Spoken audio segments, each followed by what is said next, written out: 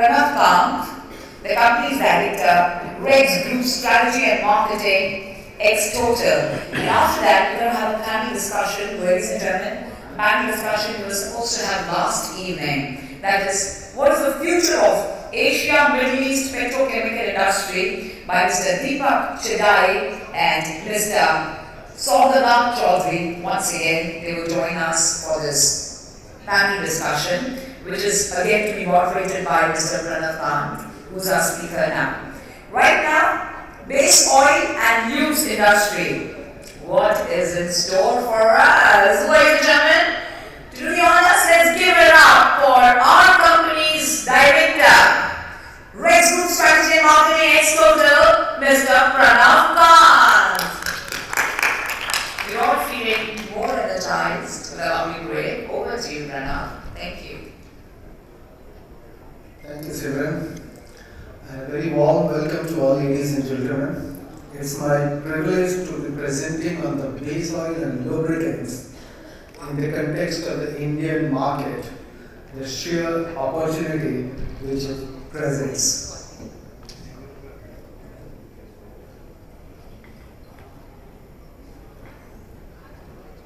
So, moving on. First, what is the market context when we are talking about the Indian lubricant market? It is the third largest market in the world behind the USA and China. So that really puts the importance of the market and the economy in perspective. The lube market size, lubricant market size which we are talking about is 3 million metric tons, and which has really come up at a good clip of a compounded annual growth rate of around 2.5% if we look at the conservative side of the estimate, while there is a school of thought if we go down a little deeper and try to slice and dice the market in terms of the real growth rate, it could be a little higher than that. But on a conservative side, it's a 2.5% CAGR. In terms of value, it translates to closer to $5 billion US dollars, which is 35,000 crores Indian rupees. And the important part is India is short in quite a few of the refinery products. Base oil is one, LPG is another, bitumen is another. So base oil and bitumen both share the market context of being short in the raw materials of the base oil, and which leads to us importing about 60% of the requirement. And this import requirement is likely to be going up further. We'll be looking at it with a little deeper perspective in the subsequent slides as well. And India is the fastest growing major economy of the world by far. And that really sets the tone what the potential and the impact it has for the lubricant market. And lubricant market, most importantly, is devoid of any control. It's a completely free market economy. No undue advantages available to any players. So, as we'll see, it's a great market for smart marketers. Moving further, one is the size of the market, which we talked about, that is the third largest. But the third largest market size, when we see in the context of the per capita lubricant consumption, it's only at about 1.8 kgs, which compared to the bigger markets like USA, Japan and Germany, which are the advanced economies, is significantly lower. That is still given. But even compared to our peer group like Indonesia and Philippines, our per capita consumption is still significantly low. So what does it point to? It points to the growth potential which is significantly high. So in terms of sheer potential for future growth, India is by far the most attractive lubricants markets in the world. So first we'll look at the base oil and then we'll move to the finished lubricants. Why base oil? Because lubricants in essence is a combination of base oils and additives.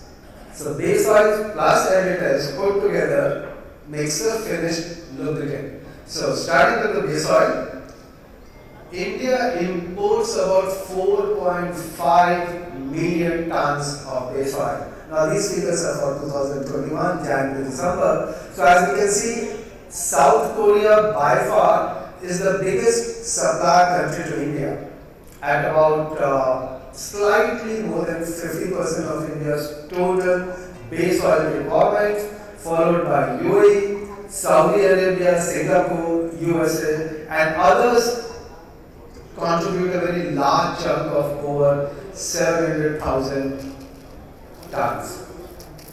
Now these figures includes a very large chunk of TOBS, which is transformer oil base stocks, white oils and process oils. So in the previous slide when we saw the market at about 3 million tons and this figure of about 4.5 million tons, the difference is accounted for by the white oil and process oil, which is not the conventional lubricants but which has application in the cosmetics, the medical and various other chemical products.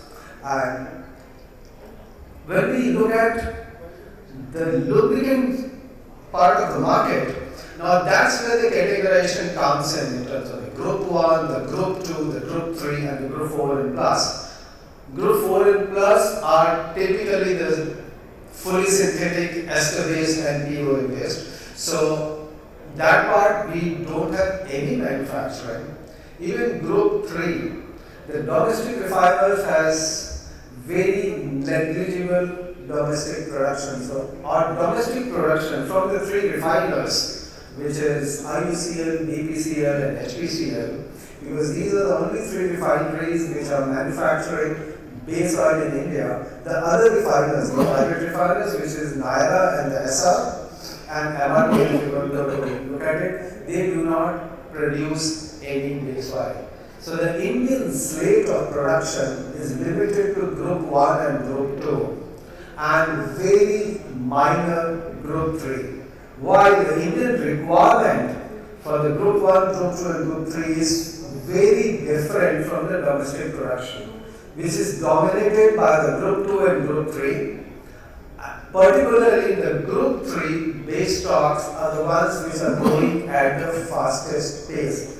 It is expected that in this year 2022, group 3 will overtake the group 2 consumption in India.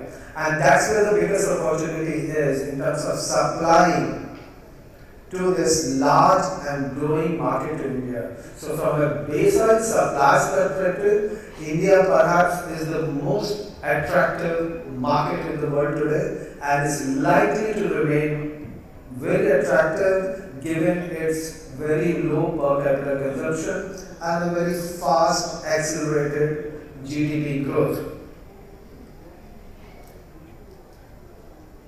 Now, why is group 3 so much in center stage when it comes to the feedstock of base oil? First and foremost, it is the green environment norms, which is the BS6 emission norm, Bharat State 6, which is equivalent to the Euro 6 emission norms. They are the ones which is driving this premiumization of the base stock requirement.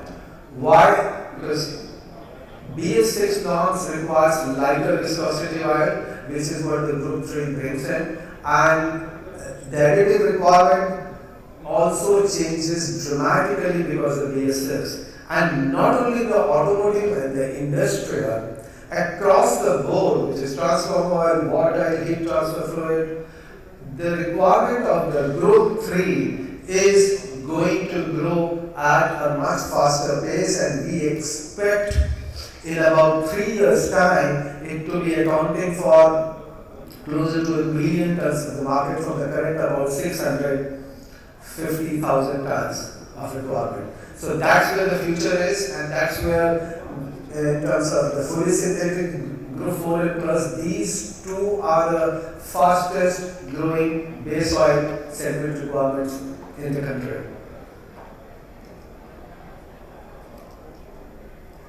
So now, after having taken a quick helicopter view of the base oil, we'll come down to the lubricants where we'll see the split of the overall market, the key players, the category wise, and what kind of opportunities and challenges it brings about. So the finished lubricant market is 2.5 million tons, and there is a significant gap between this 2.5 and the 3 million tons which we talked about, which is where the largely the grey part of the market is, which are the data is not as easily available in terms of the attribution of the market shares. We have kept it to the leading players, and here we see that the top 10 players account for roughly about 80% of the market, led by the three domestic refiners, IOCL, HPCL and BPCL, which are about 46% of the market. And Castrol, BP Castrol is one of the big players traditionally ever since the market got opened in 1993, way back in 1993. So top 5 players includes 2 private players, Shell and Castrol, and the 3 domestic refiners, IOCL, HPCL and BPCL. The important part here is the private players, Shell, Gulf and Dalmook. These are outperforming the market rate of growth. So how do we measure the market rate of growth and how do we measure the outperformance? These are the ones who are growing at roughly about 2.5 to 3 times the rate of market growth. As we saw that the CAGR of the market is about 2.5%, and these are the ones which are growing at about 7% and plus. So that's the kind of, these are the 3 players which are riding the wave thanks to the marketing strength mostly. And taking a little deeper down look into it. So at the first level is the category sales split between the automotive and the industrial. As we see, the automotive is about 55%. If you include leases, that brings it to about 60%. So 60-40 split between the automotive and the industrial. That's the top pie for you. And on the left hand side bottom, we further see what is the split of the automotive oils. So almost 60% of the overall market, which is the biggest segment here is the SDO, heavy duty engine oil, which is largely the commercial vehicle segment, at about close to half of the market, followed by the two-wheeler segment, which is motorcycle oils, 25%, followed by tractors, followed by PCMO, the car engine oils at 10%, tractors are at 9%. So if you look at the tractor and the SDO, which are primarily diesel engine oils, heavy duty, they are about 60%, 58%, so to say. And the automatic transmission fluids and the gear oils at 7%, and all the others would take care of another 3% to complete the pie. So that's the automotive category split. And on the right hand side, right bottom side, we have the industrial market split. And not surprisingly here, hydraulic is the biggest category share at about 27%. Followed by process oils and transformer oil at about 15% and 22%, and others, and machine tool and compressor and turbine and the industrial gear oils, they combine to make the 100% split. Moving further, we look at what is driving this growth of the automotive oils. Now, thanks to COVID, and the last 1 year, the chip shortages, these two factors have really impacted the vehicle sales in India.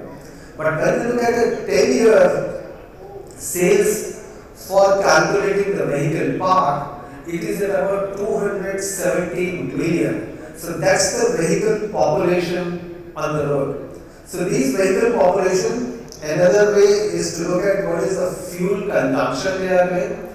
So though the vehicle park has not grown as fast as was the trend line, But the running, the kilometer or the mileage of the vehicle they are logging in, that has remained buoyant, which is reflected in the automotive fuel sales of gasoline and diesel, which again is reflected in the overall lubricant industry growth. The industry has not declined, it continues to grow. So it needs to be seen, and once this is likely to come back to the growth phase which is beginning this year, so the growth will only accelerate. So from the automotive side of the business, this is something which we need to bear in mind. And within the automotive oil, we saw a few moments back that the Group 3 and the Group 4, they are the ones driving. And what is leading to the drive, and how is that important for a base oil and the lubricant supply? So here we have split the automotive vehicle category into the three main components. One is the PCO, which is the car engine oils. Second is the MCU, which is the motorcycle engine oils. And the third is the SDO, the heavy duty motor oils. So that's where we see clear shift towards the lighter viscosity. So the grade 3 and grade 4 plus is reflected most strongly in the car engine oil segment. To the lighter grades, the 0W20 is increasingly getting popular, and more so in the next 2-3 years, it will gain a much larger share. When we look at the motorcycle engine oils, the impact has been minimal. The 20W40, which has been the mainstay grade, 15Ws and 40W, 20W50s, they still are likely to remain mainstay because the impact of Euro 6 on the motorcycle engine technology has been the least. It has been the maximum in the car engines and the commercial vehicles. So that's where the biggest shift towards the lighter viscosity and the superior base stock configurations are required, and which is almost entirely driven by the OEM recommendations trying to meet the BS6 emission norms, and that's where the future of the base oil and the lubricant industry is, the lighter grades. And to look at the key trends, which we call what do we see the future of the market. So we have split it into two. One is the consumer automotive lubricants, and second is the commercial automotive lubricants. The tightening of the emission and fuel efficiency norms, it continues, and that's where the biggest focus and the R&D investment is. Shift towards lighter viscosity grades, OEM recommendation, and availability of high-performing base stock.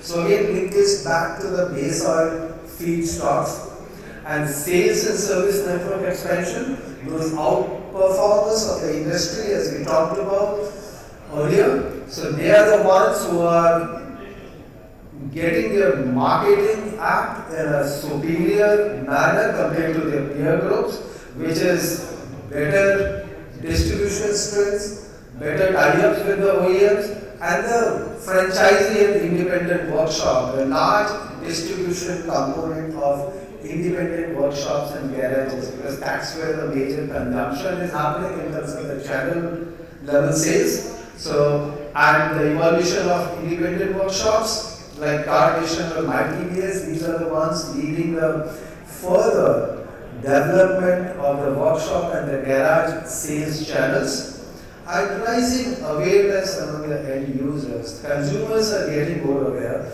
because the vehicles have become more sophisticated. So there is an increased awareness which is leading to the demand of higher performance oils and synthetic lubricants. Again, link back to the OEM recommendation and the requirement for higher mileage. These all bring the fully synthetic oils to the fore, which currently is a very small percentage of the market, but in the near term, if you look at 2 to 3 years, it's likely to get closer to 5% of the market. So that's the kind of outlook we are looking at in terms of the consumer automotive lubricants.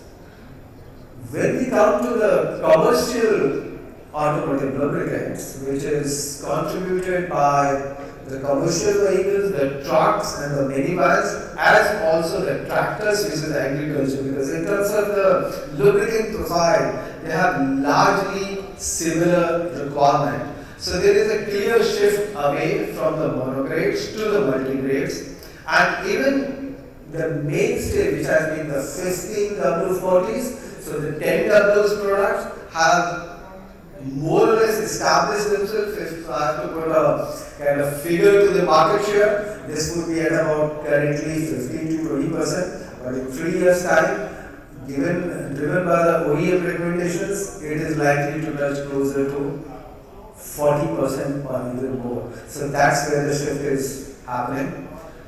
Currently, synthetic lubricants are almost negligible when we come to the commercial vehicle segment. And basis most estimates, given the price differential between the semi-synthetic, which is the mainstay now, to the fully synthetic, it does not appear very bullish in the commercial vehicle segment.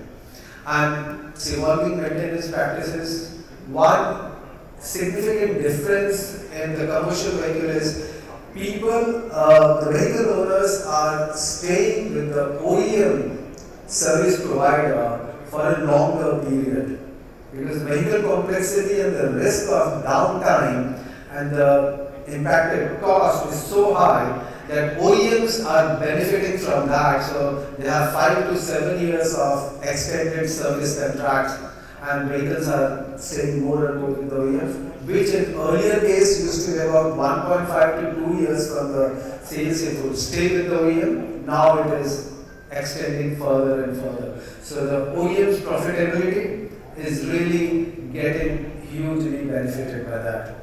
And tightening emission norms is across the board. Extension in oil drain intervals. This presents a kind of predicament for the lubricant makers, because better vehicles, extended drain intervals, better engines, and it has a negative impact on the lubricant consumption, which is most visible in the commercial vehicles.